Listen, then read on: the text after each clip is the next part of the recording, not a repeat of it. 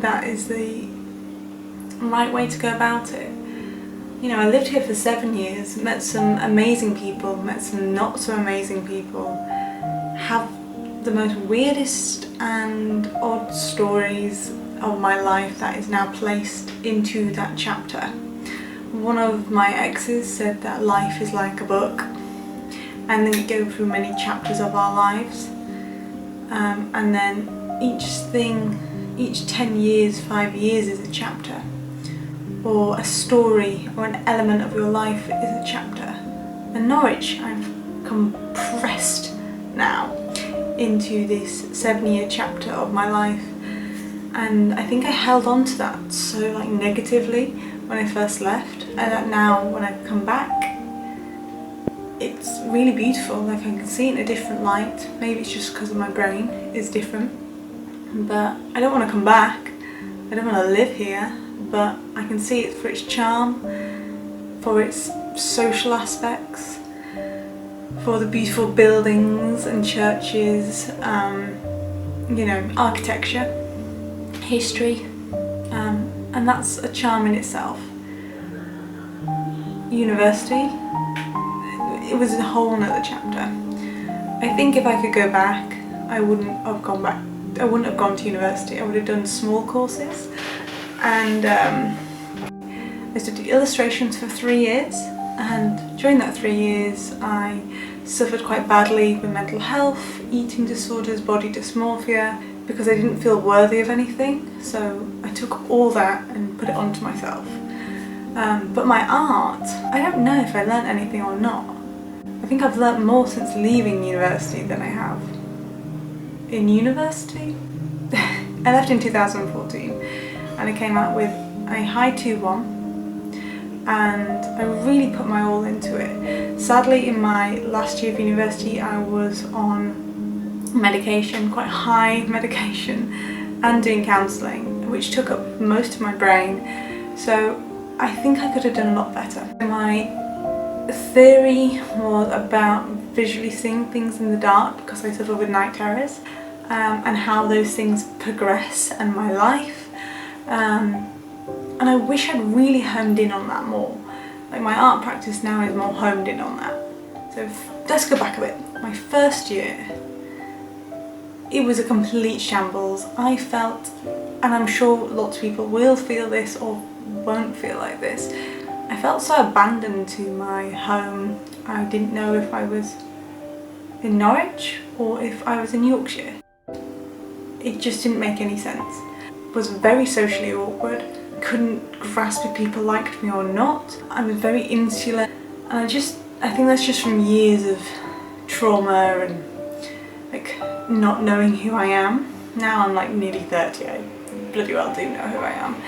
So I really struggled making friends, apart from my next door neighbours who were delightful. But really and truly, if you're going to come to university, really have a structure. I didn't have a structure. I was focused that this was going to be £3 a year rather than £9 a year, and I wanted to just get away from Yorkshire for a little bit, but I wanted to be safe, so that's why I chose Norwich. Yeah, I didn't really do anything. I wasn't that involved in my art. I didn't know what my art practice was, apart from one of the final pieces which I did, which was a Treasure Island illustrative theatre, a 3D model. And I adored making that. That was a really big highlight over 2 weeks, where I really got involved, really loved the story, really made my characters, shot it all on camera with lights and everything. And that's when I think my art really came alive. And I knew I was moving out of Rutland Street.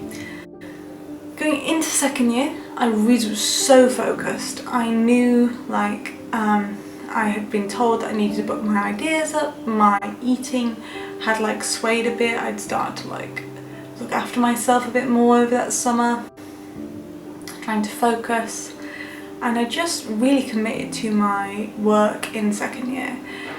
I looked at the obscurities of the brain in darkness. I did a lot of work where it involved looking at people who did illustrations of night terrors, illustrative dreams, the use of colour, the use of darkness, the use of shadow. I really enjoyed reportage, illustration. And then I did a final project in second year about the North and farming culture and mental health in men. And that was my highest grade, and I thoroughly loved second year. So that's when your art comes alive, when you really home in on your work. So it wasn't all bad. I really did love that art college for that year, and I had a fantastic tutor.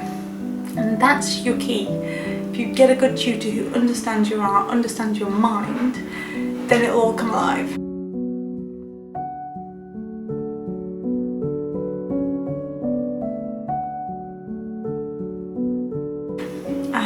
Third year, however, they placed me with a tutor called Sarah, and she understood my work straight away, especially with the obscurities in like how I saw shadows and dark and light, and my dyslexia to that. So my notebooks, she kind of grasped because they were all illustrated and written in a way where it's on mostly note form, especially like ripping pages out of things, scanning words, highlighting. And then she left, and I just didn't grasp my third year at all, and I was so disappointed. I really wanted a tutor who understood my work, and you're not always going to get that. Yeah. Now, this is something I will mention. I didn't really know where my art was, and I really, really hate the fact that what my final project was about. And I wish I could do all it over again, but I can't, and I just have to lead it on.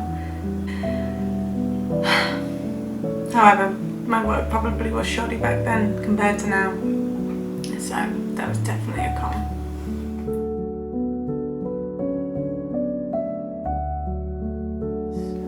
So, pros and cons. Really think about your medium, because I think I probably should have done fine art, but a con of that, you don't get as much tutorial time, you don't get as much scope.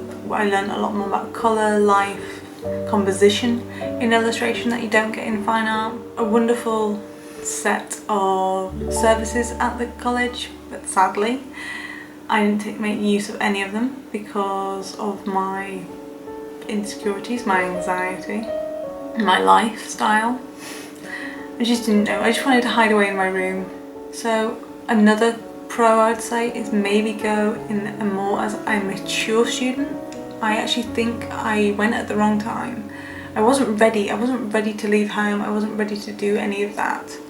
And I should have sorted everything out before I went. So maybe go as a mature student when you actually want to go to university, rather than feeling forced to go, as I think people who've done A-levels and a foundation year feel that they are forced to carry on this education, and then when you leave, you're like, whoa, whoa, whoa, what am I doing out in the real world?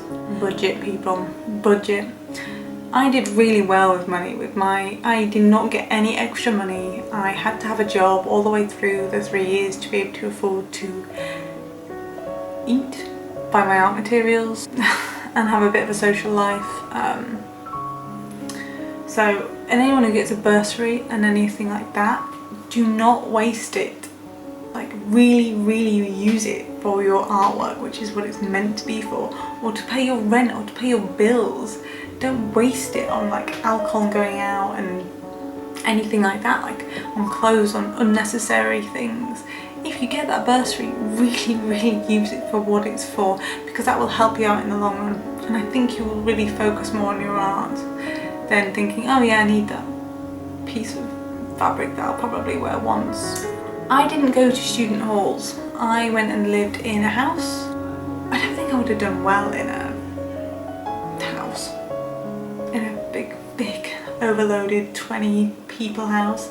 I lived with like 3 people, and that was quite fine, and we were all like a little bit enclosed. So I did that.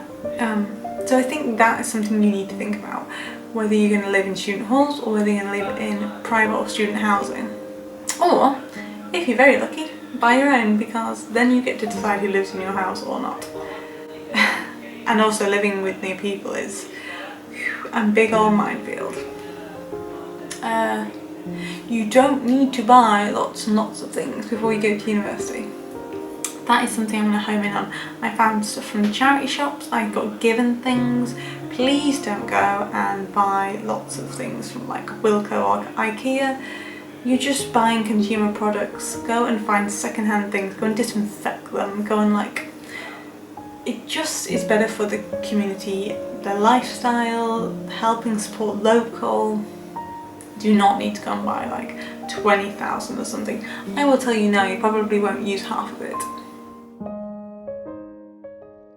I think in truth, I look back now at my uni days and have to remember all the wonderful things that happened, beautiful friendships I've made, the jobs, the idiot dancer on the dance floor on a Saturday night, and the fact I've made a little mark in my life of the story of Norwich.